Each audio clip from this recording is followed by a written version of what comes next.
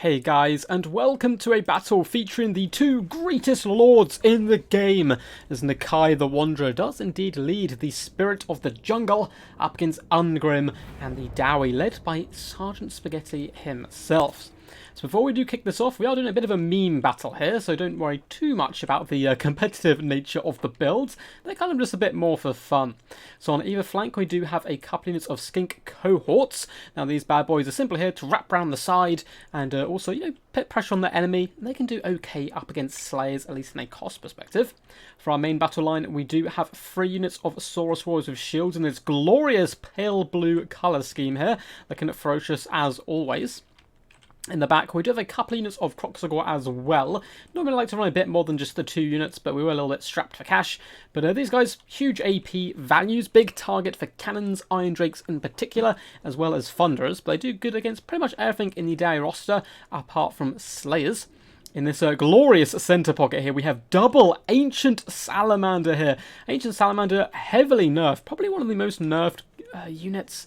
Trying to think, at least since I started playing, one of the most kind of heavily nerfed units that CA have ever done. They used to be incredibly powerful with massive range, massive damage, and quite a chunky amount of health, but since then they've lost a lot of their range and certainly a lot of their toughness. Only 3,000 hit points on these bad boys now, but they can still do some pretty decent burst damage all round, so we'll have to see how they do fare up against the tightly packed Dowie formations, which, burst damage tends to do pretty good against.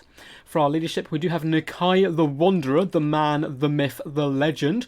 Widely considered by most to be the worst lord in the game. I don't think I call him the worst, but probably bottom 3, unfortunately. But, he does look incredibly cool, which is the main reason you want to bring him.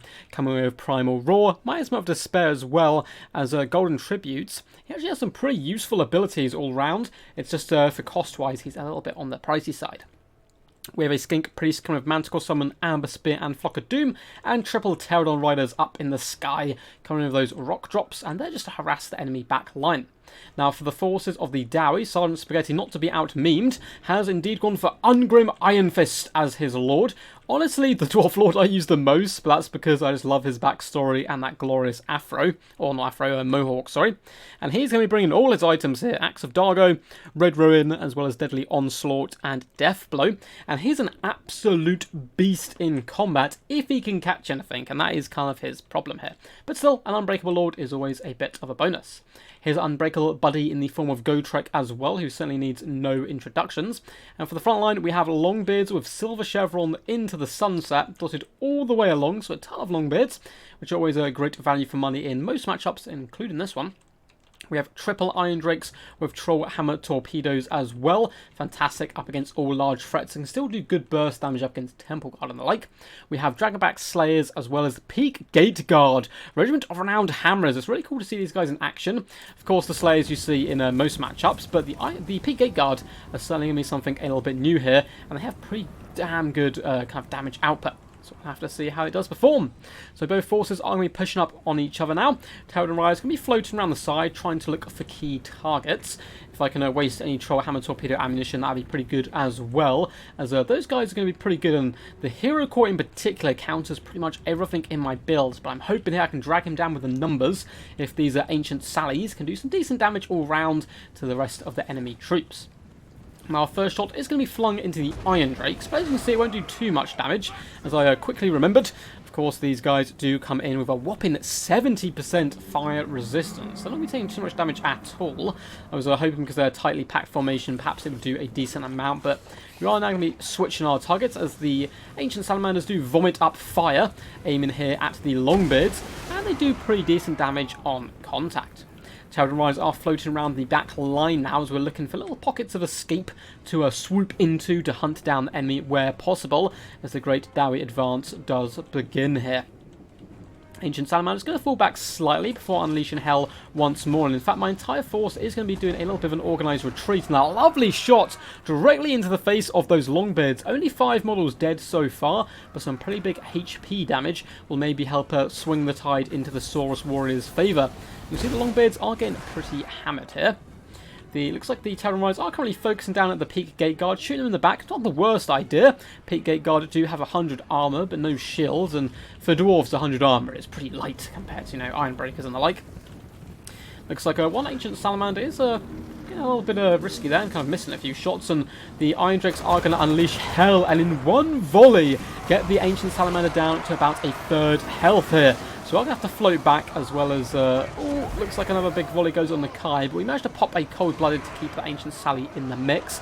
Go for a big flank overload on this right-hand side. 3 units taken on the Longbeards, trying to shut them down as quickly as possible, but you can see the Dragonback Slayers pump in those Dwarven legs to chase all the way over here and try to shut down those Kroxigor. We do summon a Feral Manticore here, trying to put pressure on the back line and the Iron Drakes, and just buy as much time as possible for the Ancient Salamanders to try and swing the front line engagements into my favour. You see up to 20 kills so far by this unit on the left, not too bad, as the Kroxigor are now being committed to the fight. Nakai is just kind of floating around at this point. I didn't really know where to put him. In the front line there is Ungrim and Gotrek, who will tear him up in a matter of seconds. So he's kind of just standing back, enjoying the battlefield for now, being more of a tactical commander. We are now focusing down the Peak Gate Guard as well with the Ancient Salamander, doing some pretty decent damage, and up against elite troops, 19 kills isn't too terrible, as a lovely arcing shot swoops right over top and misses, but on the right hand side gets in there and does some nice damage. While managing to push into the back line now, having broken down this right-hand flank, we do commit some Saurus Warriors to try and help out in the central engagement, whereas the Kroxigor and Skinks do dart into the back line, trying to use my faster units here to pressure the Iron Drake Trollhammer torpedoes. Looks like the Pterodons have just kind of been floating around for the most part, and releasing shots where they can into Dragonback Slayers, as well as dropping rock drops here and there, doing some okay damage, as the Kroxigor are slowly trying to pound out the front line, but they're actually struggling up against the Longbeards. They can't beat them down quick enough, and with not enough troops for me to pressure the Iron Drakes effectively, they are managing to get some pretty good damage and actually turning the engagement in the Longbeards' favour, although the Salamanders are biting back as well, trying to keep us in the action. It looks like the Ancient Salamander on the right hand side is up to 30 kills, and is once again continuing to focus down the Peak Gate Guard, who are struggling up against Saurus Warriors now. The backline threat has been dealt with mainly by my opponent here, managing to push back and slay a couple of Kroxigor before they are pulled out here.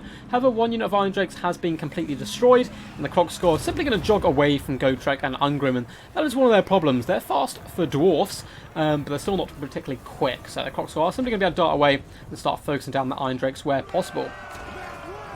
Good play by my opponent. However, he does have an anti-large kind of split up around the field, so we have Gotrek and Ungrim rolling as a perfect duo, and then we have the Dragonback Slayers as well, protecting the last remaining Iron Drakes here, which is some good play for sure. Saurus Warriors slowly being beat down now by hordes of Longbeards. Angry Dwarfs here clubbing the scaly ones to death, and with Silver Chevrons they're certainly going to be more than a match for the Saurus Warriors. However, they are quite bunched up, so the Ancient Sallies are going to have their way once again, kind of vomiting fire up into them. Peak Gate Guard nearly spent here. 47 kills isn't too terrible, and they were focused down quite heavily as well. So they've certainly done pretty decent per warrior, and they have held the line long enough to allow some Longbeards to rally to the cause as well. We have summoned another Feral Manticore here to try and get in the action, and at the moment balance power is very slightly in our favour, probably due to that Manticore summon. Looks like Nakai has got a mighty 6 kills, but he's plodding gloriously now towards the Iron Drake Trollhammer torpedoes, which would be a good target for him if you can hop on top of them. It's a little bit scary, as there's a ton of Dragonbacks here as well as a Gotrek, but we do pop the Miasma to spare, lowering leadership, vigour, and more importantly speed, hopefully allowing Nakai to do a little bit of a hit and run here. He wants to smack down the Iron Drakes before the Slayers can catch up, but hasn't quite managed to get rid of them quick enough, so he's going to fall back once more. Pops Cold-Blooded on himself as well, just to boost that leadership up, as it was getting a little scary in there for him. It looks like one unit Kroxigor maybe a sacrifice here as well. Only 4 models left, just pushing in to save Nakai and allow him to escape. Actually kind of box him in briefly, but it looks like the gambit did pay off there, and the Kroxigor will die, but they'll allow the mighty Nakai to escape. Looks like the Salamanders have managed to use up all their ammunition, so are forced into combat, but a huge volley from the Trollhammers decimate him and do massive damage here. And the Ancient Salamander is not too terrible in melee combat, so they'll certainly do some damage, but again, has fire attacks. The Iron Drakes will be relatively safe here. And Nakai is coming down from the high ground here, trying to get in and support. So it looks like the Feral Manticore has a rampage and is completely surrounded by enemy. Looks like the Dwarfs are actually just going to pull out for now, and kind of making waste all his attacks into a pretty broken unit of Longbeards already. a point-blank Amber Spear looks to be going in for the Skink Priest, and it annihilates all those Peak Gate Guard but one. The lead guy survived and ducked there as all his friends got obliterated. That was quite funny, actually. I didn't realise that happened in the game. And Nakai is going to be floating over here once again, going after the Iron Drakes. At this point, he does decide to pop Primal Roar, give him a massive bonus to his melee attack and physical resistance, which is also going to carry over here to the Skink Priest, making him a little bit of a world beater here. But of course, it does make you rampage as well.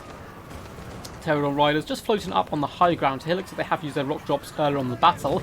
Most of the Iron Drakes are shut down. We just have this one kind of beat up unit left on the left hand side and a 5 run for the hills. But at this point it is looking pretty bleak for ourselves. We have a few units who are rallying, but we simply have nothing to take down Gotrek and Ungrim here.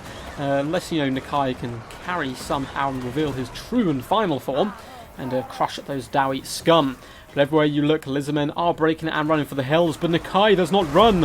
Nakai does not break. He saunters into the enemy lines, and he's going to be clobbering. There's a load of blood going down in glorious fashion, but Ungrim here looking to fulfill his Slayer oath and slay yet another beast. A little bit cheating here, in my opinion, from Ungrim and Gotrek, allowing some fire to come in from the Trollhammer torpedoes. But, you know, you can never trust a dwarf. But a valiant defeat indeed, and very well played there to my opponent. Let's pop into the end game. So very well played there to Sergeant Spaghetti in a really fun, kind of just chilled game we did on ladder. We're speaking before the game and he said he wanted to try something a little bit meme and bring some stuff, so I obliged and brought some cool stuff back. And I actually don't hate his build at all, to be honest. I quite like it. The one problem I think it would find up against traditional Lizardmen builds, I suppose, is that I might get swarmed quite heavily, and there's not that much here to protect the triple Iron Drake, so the Longbeards would hold for a ridiculously long time. But I honestly think Ungrim, if he is going to have a matchup, this is one of them where he's pretty decent. He can duel a lot of the Lizardmen characters as well as big monsters, especially when rolling alongside Gotrek. And that's for my build, trying out some pretty cool stuff. We were given the Ancient Salamanders a run, and honestly, I didn't hate them here. I mean, 74 and 81 kills, one of which actually gained a chevron as well during the battle, did some pretty decent work. Now, they are hard countered, unfortunately, by a ton of dwarven stuff, from Thunderers, Iron Drakes, cannons, organ guns. And I think long range, basically, the Dowie can bring are pretty good up against the Ancient Salamanders. But if they get in positions where they can fire consistently, they can get pretty good kills. And 74 and 81 up against Silver Chevroned Longbeards, as well as also focus firing down the Peak Gate Guard, you know, is some pretty cool value. And I think there's certainly a little niche that maybe you can sneak in an Ancient Salamander here and there. As for Nakai, 41 kills, an impressive haul for himself, but couldn't really find a home for him, unfortunately, which, you know, I think is one of the Nakai's kind of main problems. Anyway, guys, hope you did enjoy. If you did, feel free to give the video a big old thumbs up and subscribe for more Total War Warhammer content. Anyway, guys, until next time, peace, and as always, stay awesome.